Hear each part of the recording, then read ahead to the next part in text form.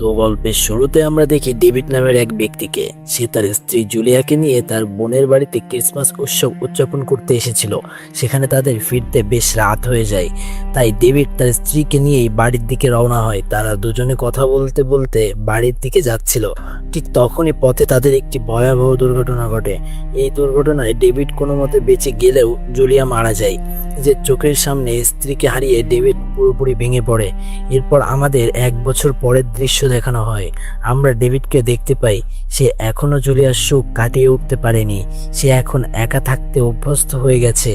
তার সাথে শুধু একটি বিড়াল থাকে। একসময় নিচে নামলে ডেভিড খবরের মাধ্যমে জানতে পারে যে সারা দেশে এক অদ্ভুত ধরনের ভাইরাস ছড়িয়ে পড়েছে। এই ভাইরাসে সংক্রমিত মানুষজন জম্বিতে পরিণত হচ্ছে। ভাইরাসটি খুব দ্রুত সারা দেশে ছড়িয়ে পড়েছে, তাই যারাই যেখানে আছে তারা নিজেদেরকে সুরক্ষিত রাখতে বলা হচ্ছে। এসব জানার পরেও ডেভিডের উপর খুব একটা প্রভাব পড়ে না, কারণ সে আগেই নিজের জীবন নিয়ে আশা হারিয়ে ফেলেছিল। কিছুক্ষণ পর সে সমুদ্রের ধারে পৌঁছায়। আসলে গত বছর ডেভিডের স্ত্রী একটি নৌকা কিনেছিল এবং সেটি বিক্রি করতেই ডেভিড এখানে এসেছে। নৌকাটি বিক্রি করে ডেভিড সেখান থেকে চলে যায়। বাড়ি ফেরার পথে সে একটি দোকানে পৌঁছায় যাতে নিজের জন্য কিছু খাবার কিনতে পারে। ডেভিড যখন খাবার নিচ্ছিল তখন সে দেখে মানুষজন খুব খারাপভাবে খাবারের জন্য লুটপাট করছে, যেন সবাই বুঝে গেছে খুব খারাপ কিছু হতে চলেছে। এরপর ডেভিড বাড়ি ফিরে তার বোনকে ফোন করে। ডেভিডের বোন তাকে জানায় যে তার স্বামী আর্মিতে আছে, তাই তিনি তাকে বলেছেন যে যেসব মানুষ এখনো নিরাপদ আছে তাদের সবাইকে একটি নিরাপদ দ্বীপে নিয়ে যাওয়া হচ্ছে। ডেভিডের বোন তাকে তাদের সাথে যাওয়ার জন্য অনুরোধ করে। সে জানায় আজ রাতেই তারা এখান থেকে রওনা হবে, কিন্তু ডেভিড সরাসরি না করে দেয়। তখন তার বোন বলে যে এই সময়টা আমাদের জন্য খুব খারাপ, আর এই সময় আমাদের একসাথে থাকা উচিত। খারাপ সময়ে আমরা একে অপরকে সাহায্য করতে পারবো। বোনের এমন কথা শুনে শেষমেশ ডেভিডও রাজি হয়ে যায়। পরের দিন সকালে ডেভিড তার গাড়ি নিয়ে এয়ারপোর্টের দিকে রওনা হয়। যাওয়ার পথে সে দেখে সমস্ত গাড়ি এয়ারপোর্টের দিকেই যাচ্ছে। ডেভিড যখন এয়ারপোর্টে পৌঁছায় তখন সে দেখে টিকিট কাউন্টারে লম্বা এক লাইন লেগে আছে। আসলে এখন সবাই সেই দ্বীপে যেতে যাচ্ছে। এত লোক দেখে ডেভিড চিন্তিত ছিল যে তার পালা কখন আসবে, কিন্তু তখনই ঘোষণা করা হয় যে সেই দ্বীপে যাওয়ার সমস্ত ফ্লাইট বাতিল করা হয়েছে। এই দেখে সবাই খুব বিরক্ত হয়ে যায়। ডেভিড এই খবরটি জানতে পেরে দ্রুত তার বাড়ির দিকে রওনা হয়। বাড়ির কাছে পৌঁছানোর পর ডেভিড দেখে তার কিছু প্রতিবেশীকে একটি স্বচ্ছ কাচের সুড়ঙ্গের মধ্য দিয়ে কোথাও নিয়ে যাওয়া হচ্ছে। আসলে তারা সবাই সংক্রমিত হয়ে গিয়েছিল এবং আশেপাশেও জম্বিরা ছড়িয়ে পড়েছে। এটি দেখে ডেভিড খুব অবাক হয়ে যায়। পরের দিন সকালে ডেভিডের কাছে তার বোনের ফোন আসে। সে জানায় জম্বি ভাইরাস খুব দ্রুত ছড়াচ্ছে এবং মানুষজন একে অপরকে কামড়ে সংক্রমিত করছে। ঠিক তখনই ডেভিডের কাছে একটি মেসেজ আসে, যেখানে জানানো হয় কেউ যেন ঘর থেকে বাইরে বের না হয় এবং সব মার্কেটও বন্ধ করে দেওয়া হয়েছে। আসলে এই বার্তাটি ছিল সরকারের, যা সবাইকে সতর্ক করেছিল। ডেভিড ভালো করেই জানতো যে এই কঠিন সময়ে তার খাবারের খুব বেশি প্রয়োজন হবে, তাই সে দ্রুত খাবার নেওয়ার জন্য দোকানে যায়। কিন্তু সেখানে পৌঁছে দেখে দোকানের খাবার প্রায় শেষ। যা সামান্য কিছু অবশিষ্ট ছিল, ডেভিড যখন সেগুলো নিচ্ছিল তখন তাও তার কাছ থেকে ছিনিয়ে নেওয়া হয়। তবুও ডেভিড কিছু জিনিসপত্র ছিল সেগুলো নিয়ে সে বাইরে আসে। বাইরে এসে সে দেখতে পায় একটি জম্বি একজন পুলিশ অফিসারের উপর হামলা করেছে। এটি দেখে ডেভিড দ্রুত তাকে বাঁচাতে যায়, কিন্তু সেই জম্বি পুলিশ অফিসারকে ছেড়ে ডেভিডের উপর এগিয়ে আসে। সেই জম্বিটি ডেভিডকে কামড়ানোর আগেই পুলিশ অফিসারটি তাকে গুলি করে দেয়। শুধু তাই নয়, এরপর সেই অফিসারটি নিজেকেও গুলি করেন। আসলে এই অফিসারটিও সংক্রমিত হয়েছিলেন। এরপর ডেভিড দ্রুত তার বাড়িতে পৌঁছায়। সে তার ঘরকে খুব ভালোভাবে তালা দেয় যাতে কোনো জম্বি ভিতরে ঢুকতে না পারে। এভাবে কাজ করতে করতে ডেভিডের রাত হয়ে যায়। রাত হলে কিছু সেনা সেখানে বাস নিয়ে আসে। তারা জানায় আশেপাশে যদি কেউ বেঁচে থাকে তবে তারা যেন বাসের ভিতরে এসে বসে পড়ে, যাতে তারা সেই মানুষদের নিরাপদ স্থানে নিয়ে যেতে পারে। ডেভিড যখন সেই সেনাদের আসার খবর জানতে পারে তখন সে দ্রুত তার বাড়িতে লুকিয়ে যায়, যাতে কেউ তাকে নিয়ে যেতে না পারে। কারণ ডেভিডের ধারণা ছিল যেখানে যত বেশি লোক থাকবে সেখানে জম্বি ভাইরাস ছড়ানোর বিপদ তত বেশি থাকবে। এই কারণে ডেভিড সিদ্ধান্ত নেয় যে সে একাই থাকবে। এরপর 2 সপ্তাহ পরের দৃশ্য দেখানো হয়। এত বড় পুরো একটা এলাকায় ডেভিড একাই বেঁচে ছিল। ডেভিড তার বোনকে বার্তা দেওয়ার জন্য একটি ভিডিও শুট করে এবং সেটি তার বোনকে পাঠিয়ে দেয়, কিন্তু নেটওয়ার্ক না থাকার কারণে ভিডিওটি পাঠাতে পারে না। এতদিন সেখানে থাকতে থাকতে ডেভিডের সমস্ত খাবারও শেষ হয়ে গিয়েছিল। এবার সে শেষমেশ সিদ্ধান্ত নেয় যে সে বাইরে গিয়ে খাবার খুঁজে আনবে। সে একটি অস্ত্র নেয় এবং কিছু খাবার খুঁজতে বেরিয়ে পড়ে। সে এক এক করে অনেকগুলো বাড়ি পরীক্ষা করে কিন্তু কোথাও কিছু পায় না। এভাবে ডেভিড যখন একটি বাড়ি খুঁজেছিল তখন সে সেখানে একটি বৃদ্ধ মহিলাকে দেখতে পায়। সেই বৃদ্ধা হাঁটতে পারতেন না, তার পা প্যারালাইজ ছিল। ডেভিড তার বাড়িতে জিনিসপত্র খোঁজার চেষ্টা করে কিন্তু কোথাও কিছু পায় না। তখন সেই বৃদ্ধা ডেভিডকে বলেন যে তিনি কিছু বাড়ির কথা জানেন যেখানে খাবার পাওয়া যেতে পারে। সেই বাড়িগুলোর খোঁজ পেয়ে ডেভিড খাবার খুঁজতে বেরিয়ে পড়ে। খাবার খোঁজার সময় ডেভিড সেখানে একটি বাইক দেখতে পায়। ডেভিডের কাজ আরো সহজ হয়ে যায় কারণ এখন তাকে কোথাও যাওয়ার জন্য আর হেঁটে যেতে হবে না। অনেক খোঁজাখুঁজির পর শেষ পর্যন্ত সে একটি বাড়িতে অনেক খাবার ও জিনিসপত্র পেয়ে যায়। ডেভিড সেই খাবার দেখে খুব খুশি হয় এবং সেই খাবার নিয়ে সে বৃদ্ধ মহিলার কাছে আসে। রাত হলে সেই বৃদ্ধা এবং ডেভিড একসাথে বসে খাবার খায়। এতদিন পর ডেভিড যেন কারোর সাথে স্বাভাবিকভাবে কথা বলেছিল। খাবার খাওয়ার পর ডেভিড তার বাড়িতে আসে এবং তার বোনের জন্য আরও একটি ভিডিও রেকর্ড করে যাতে যখনই নেটওয়ার্ক আসে তখনই সেই ভিডিওগুলো তার বোনের কাছে পৌঁছে যেতে পারে। এরপর ডেভিডের ঘুম এসে যায় এবং সে তার বাড়িতে ঘুমিয়ে পড়ে। কিন্তু কিছুক্ষণ পরেই ডেভিডের কাছে ওয়াকিটকি থেকে সেই বৃদ্ধা মহিলার কণ্ঠস্বর ভেসে আসে। সেই বৃদ্ধা ডেভিডকে বলেন, তাড়াতাড়ি আমার কাছে আসো, রেডিও চালু হয়েছে। ডেভিড তখন রেডিও পরীক্ষা করে। তখন সে কিছু সেনাবাহিনীর বার্তা শুনতে পায়। তারা বলেছিল যদি কেউ কোথাও বেঁচে থাকেন তবে তারা যেন ক্যাম্পে চলে আসেন। আমরা ক্যাম্পের অবস্থান পাঠাচ্ছি, আপনারা কোনোভাবে ক্যাম্পে চলে আসুন। এরপর আমরা আপনাদের নিরাপদ একটি অন্য দ্বীপে নিয়ে যাব যেখানে সবাই নিরাপদে থাকতে পারবে। এই বার্তা শুনে ডেভিড খুব খুশি হয় এবং সে সিদ্ধান্ত নেয় যে সেই ক্যাম্পে পৌঁছাবেই, কারণ সে তো এমনিতেও ক্ষুধার কারণে ধীরে ধীরে মারা যাচ্ছিল। ডেভিড যখন সে বৃদ্ধা মহিলার কাছে যায় তখন সে বৃদ্ধা বলেন, আমি হুইল চেয়ারে আছি, আমি তোমার সাথে যেতে পারবো না। তখন ডেভিড বলেন, আপনি চিন্তা করবেন না, আপনাকে ক্যাম্প পর্যন্ত নিয়ে যাওয়া এখন আমার দায়িত্ব, আমি যেভাবেই হোক আপনাকে নিয়ে যাব। এরপর তারা দুজন সিদ্ধান্ত নেয় যে পরের দিন সকালে তারা এখান থেকে রওনা হবে। পরের দিন সকালে ডেভিড সেই বৃদ্ধার কাছে যায়। সেখানে গিয়ে সে দেখে বৃদ্ধাটি মারা গেছে। আসলে তিনি ওষুধ খেয়ে আত্মহত্যা করেছিল কারণ তিনি চাননি তার জন্য ডেভিড বিপদে পড়ুক। এটি দেখে ডেভিড খুবই আবেগপ্রবণ হয়ে পড়ে, কিন্তু বেশি সময় নষ্ট না করে সে দ্রুত তার বাইকটি নিয়ে ক্যাম্পের দিকে রওনা হয়। কিছুটা এগিয়ে এসে সে দেখে রাস্তা পুরো বন্ধ। তাই এবার সে সিদ্ধান্ত নেয় যে সে জঙ্গলের রাস্তা দিয়ে যাবে। সে যখন জঙ্গলের পথ দিয়ে যাচ্ছিল তখন তার পিছনে অনেকগুলো জম্বি লেগে যায়। জম্বিগুলোর সংখ্যা ছিল অনেক, তবু ডেভিড ভয় না পেয়ে কোনোভাবে সেই ক্যাম্পের জায়গাতে পৌঁছায়। কিন্তু সেখানে পৌঁছানোর পর ডেভিড জানতে পারে সেখানে কেউ নেই, আছে শুধু জম্বি। এটি দেখে ডেভিড খুবই ভয় পেয়ে যায় এবং দ্রুত সেখান থেকে বেরিয়ে আসার চেষ্টা করে। কিন্তু তখনই তার বাইকটি পিছলে যায় এবং জম্বিগুলো একেবারে তার কাছে চলে আসে। ডেভিড দ্রুত বাইকটি চালু করার চেষ্টা করে কিন্তু বাইকটি আর চালু হচ্ছিল না, আর এখন জম্বিরাও তার খুব কাছাকাছি চলে এসেছিল। তাই ডেভিড সেই বাইকটি সেখানেই ফেলে দিয়ে তার পোষা বিড়ালকে নিয়ে হেঁটেই সামনের দিকে এগোতে থাকে। অনেক কষ্টে সে পুরো জঙ্গল পার হয়ে সেই জায়গায় পৌঁছায় যেখানে তার নৌকাটি ছিল। সেখানে পৌঁছে ডেভিড একটি নৌকা দেখতে পায়। সে দ্রুত সেই নৌকাটি চালু করার চেষ্টা করে কিন্তু সেটিও চালু হয় না। তখন ডেভিড বাধ্য হয়ে একটি ভেলা নিয়ে সেখান থেকে বেরিয়ে যায়। আসলে এখন ডেভিড তার বোনের কাছে যাওয়ার চেষ্টা করেছিল। সে প্রায় অর্ধেক পথ চলে এসেছিল কিন্তু তখনই তার ভেলাটি থেমে যায়। এটি দেখে ডেভিড খুব হতাশ হয়ে পড়ে।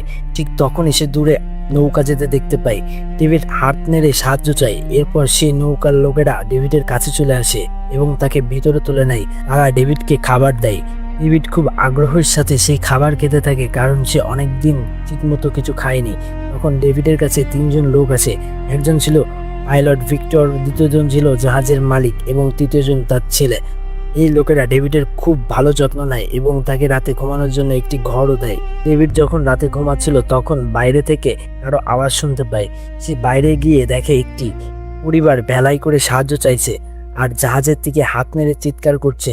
ডেভিড ভেবেছিল জাহাজের লোকেরা নিশ্চয়ই তাদের ভিতরে নিয়ে নেবে, কিন্তু পরের দিন সকালে ডেভিড যখন ভিক্টরকে জিজ্ঞাসা করে যে কাল রাতে আসা লোকগুলো কোথায়, তখন ভিক্টর বলে কাল রাতে এখানে কেউ আসেনি, হয়তো তুমি ভুল দেখেছো।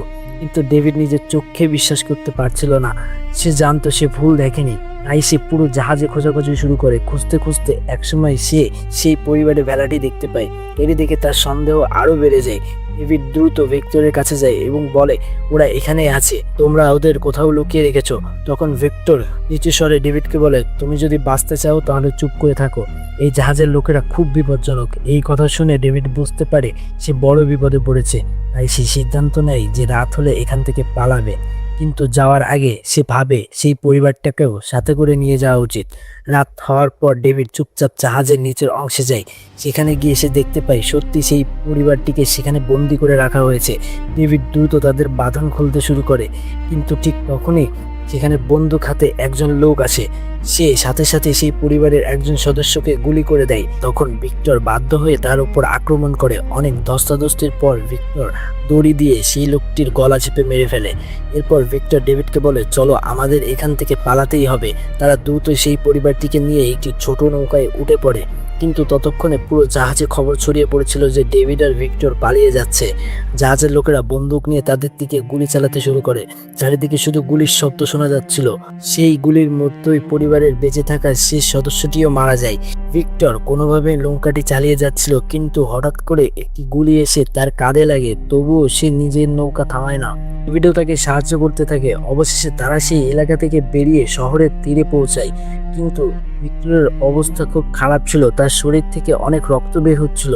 ডেভিড দ্রুত তাকে একটি গাড়িতে তোলে এবং হাসপাতালে নিয়ে যেতে শুরু করে, কারণ ডেভিডের ধারণা ছিল হাসপাতালে হয়তো এখনও কিছু চিকিৎসা সরঞ্জাম বা হেলিকপ্টার থাকতে পারে। কিন্তু হাসপাতালে পৌঁছে তারা দেখে পুরো জায়গায় প্রায় ফাঁকা, চারিদিকে ভাঙচুর আর রক্তের দাগ ছড়িয়ে আছে। দেখে মনে হচ্ছিল এখানে অনেক আগেই ভয়ঙ্কর কিছু ঘটেছে। ঠিক তখনই একটি জম্বি আর গাড়ির সামনে চলে আসে। ডেভিড তাকে মারতে গাড়ি কোনো মতেই থামায় না। চারিদিকে আরো অনেক জম্বি তাদের দিকে ছুটে আসতে থাকে। ডেভিড মরিয়া হয়ে তাদের সাথে লড়াই করতে থাকে। কোনো মতে জম্বিদের মেরে সে আবার ভিক্টরকে নিয়ে ফিরে আসে এবং তাকে হাসপাতালের ভিতরে নিয়ে যায়। হাসপাতালের একটি নিরাপদ রুম খুঁজে সেখানে ভিক্টরকে শুইয়ে দেয়। তখন ভিক্টর কষ্ট করে বলে তোমাকে আমার গুলি বের করতে হবে না। ডেভিড তখন প্রয়োজনীয় জিনিস খুঁজতে বের হয়, কিন্তু জিনিস খুঁজতে গিয়েই সে উপর থেকে কিছু মানুষের আওয়াজ শুনতে পায়। এতে ডেভিড বুঝতে পারে এখনো কেউ হয়তো বেঁচে আছে। সে আওয়াজ অনুসরণ করতে করতে একটি ভেন্টের কাছে পৌঁছে যায়। সেখান থেকে কিছু মানুষ তার সাথে কথা বলে। তারা জানায় তারা এখনো লুকিয়ে আছে এবং চাইলে ডেভিডও তাদের কাছে যেতে পারে। কিন্তু ঠিক তখনই কয়েকটি জম্বি ডেভিডের উপর হামলা করে। ডেভিড দ্রুত সেখান থেকে পালিয়ে ভিক্টরের কাছে ফিরে আসে, কিন্তু ফিরে এসে সে দেখে যেখানে ভিক্টরকে রেখেছিল সেখানে সে নেই। ঠিক তখনই পাশের রুম থেকে একজন নার্সের আওয়াজ ভেসে আসে। ডেভিড দ্রুত সেখানে যায় এবং দেখে সেই নার্স একা নয়, তার সাথে একজন ডাক্তার এবং 3টি পশুও আছে। আসলে তারাই ভিক্টরকে ভিতরে নিয়ে গিয়েছিল, কারণ তারা বুঝতে পেরেছিল ভিক্টরের শরীরের অবস্থা খুব খারাপ। এরপর তারা মিলে ভিক্টরের শরীর থেকে গুলিটি বের করার চেষ্টা শুরু করে। অনেক কষ্টের পর অপারেশন সফল হয় এবং ভিক্টরের জীবন বেঁচে যায়। ভিক্টরের জীবন বাঁচার পর ডেভিড সেই নার্সকে ধন্যবাদ জানায়। তখন সেই নার্স ডেভিডকে জিজ্ঞেস করে সব জায়গায় যখন জম্বি ছড়িয়ে পড়ছে তখন তোমরা এখানে কেন এসেছিলে?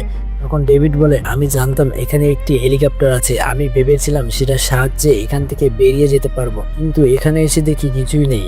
এই কথা শুনে সেই নার্স কিছুক্ষণ চুপ থাকে। এরপর সে ডেভিডকে একটি জায়গায় নিয়ে যায়। সেখানে গিয়ে ডেভিড দেখে সত্যি একটি হেলিকপ্টার রয়েছে, তবে সেটি হাসপাতালের অন্য পাশে আটকে ছিল।